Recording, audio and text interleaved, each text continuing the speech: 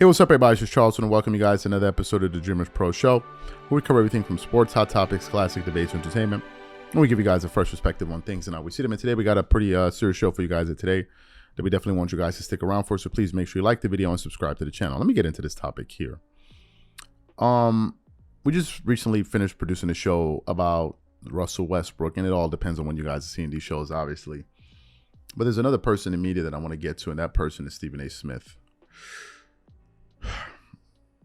Stephen A. Smith has been accused of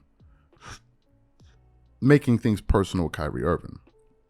If you remember, less than a week ago, him and Jay Williams had a dust up on TV, where Jay Williams said it directly to his face that with Kyrie, it always seems extra with you. You get extra motivated to go at Kyrie. Stephen A. Smith got upset. He started shouting at him, behaving belligerently and saying, no, say what you got to say, what you got to say. It's never personal, blah, blah, blah, blah, blah, blah. All of these different things, right? Made it seem like as if Jay Williams was just speaking from out of nowhere, right? But we all know that Stephen A. Smith has an issue with Kyrie. But he likes to say, oh, no, I don't like this, I don't like that. Listen, bro. Listen. Every single time they bring up Kyrie Irving, almost every single time you have something negative to say. And you don't like him, but your way to preface what you're doing is you start off by saying, oh, well, he's a fantastic basketball player, blah, blah, blah. And then you begin with your usual attacks. Yesterday on the let me just confirm the channel so I get it right. On the Pat McAfee show, he went on there, or a few days, they published an episode rather on the Pat McAfee show. He goes on there. And one of the very first questions he was asked to his face was, why is your coverage of Kyrie Irving always so slanted towards the negative side of things? And to my surprise, Stephen A. Smith actually admitted that, in fact, it is personal with Kyrie. For those of you who missed his words, we want to play it for you now, and then we're going to come back and react to his comments. Take a listen to this here. Hey, let's talk about your last couple of days. Yeah, man.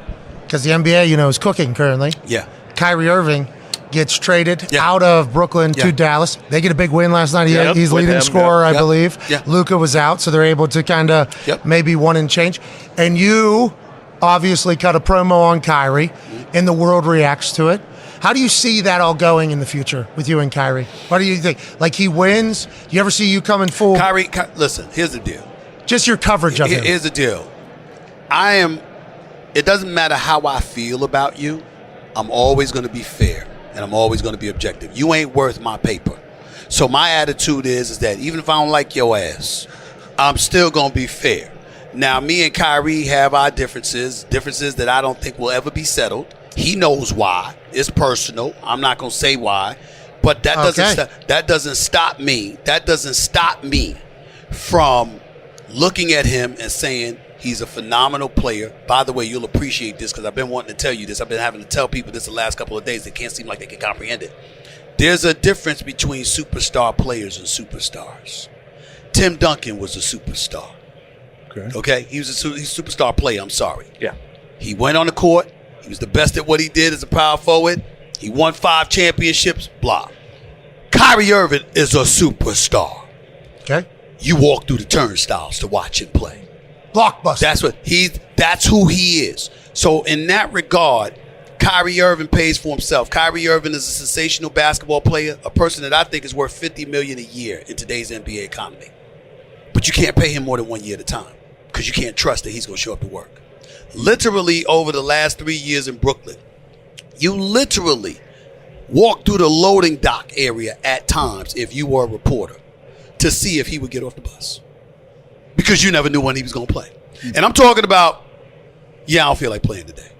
Hell, I ain't come here to play without KD. He out this week, I'm out this week. I don't feel like doing that. Right now, I'm just traumatized by the riots at the Capitol in January 6, 2021. So I'm going to take 2 weeks off. Oh, by the way, so I'm so traumatized that I'm going to party with my family, which was in violation of security protocols by the NBA, which gave him additional time off. This kind of stuff happens. And so because of that, you can't invest in him long term because he made those decisions because he didn't have to worry about his bag. Gotcha. But now he's in the final year of his deal. Those things are all true, what you just said there? Just like, hey, I don't want to play today. I'm not going to play today. And that's been documented in everything? Absolutely. I mean, at one time, he was literally taking players.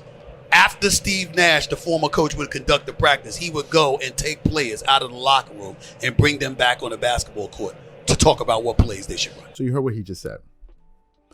Maybe I misheard in the past. But Stephen A. Smith said it's never personal. It's never personal. It's never personal. But here you have him saying that the issue between Kyrie and I are personal. And please, if you're going to say something, don't be saying, it's personal and he knows what happened. And then I say, then don't mention it, please.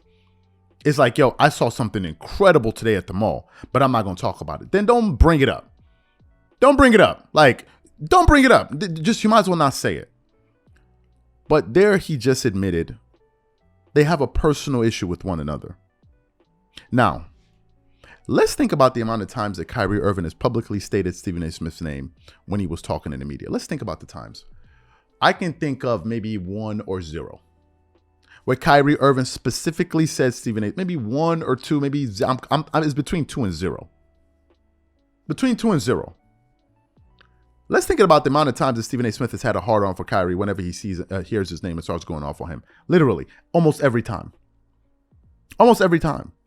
Players were getting traded left and right in the trading deadline. The only person he had an issue with was with Kyrie Irving. Why? You don't care about him. Why do you have an issue with him? What do you have invested in it? What do you have invested in it? You say you don't like to talk about people's money. That's all you talk about with Kyrie. He's taking this money. He's taking that. I thought you don't care. It is quite obvious that Stephen A. Smith has an issue with it is clear as day. Whenever you always have negative things to say about the guy, it means you have an issue with him. So it serves no purpose to say he's a superstar and all of those different. If you and I got an issue, if you and I have issues and you're going around saying, well, Charles is a great communicator, but I can't stand him, then I don't need you to tell me how great of a communicator I am when you don't like me. You don't like me anyway, regardless of the fact if you think I have good oratory skills. It serves no point. He doesn't seem to like Kyrie. He doesn't. And that's the reason he asked, Pat McAfee asked him that question. Why is your coverage always so negative? And it's the very same point that Jay Williams brought up. Why is it always like this with you? Especially with you. These are his words. And he tried to make him seem like he was just up there making up stuff about him, calling him sensitive. Oh, you're just being sensitive. But here you have it, admitting that it's personal. I don't understand it. It's been going on for years, literally for years. And we can't always have the energy to jump up and start shouting about, oh, Skip Bayless is like this, or Skip Bayless is like that. But when we see this, we don't say nothing. To me, this is weird. It is weird. Just my thoughts and opinions. Whatever you guys think, please leave your thoughts and comments in the comment section. We'll catch you guys on the next show.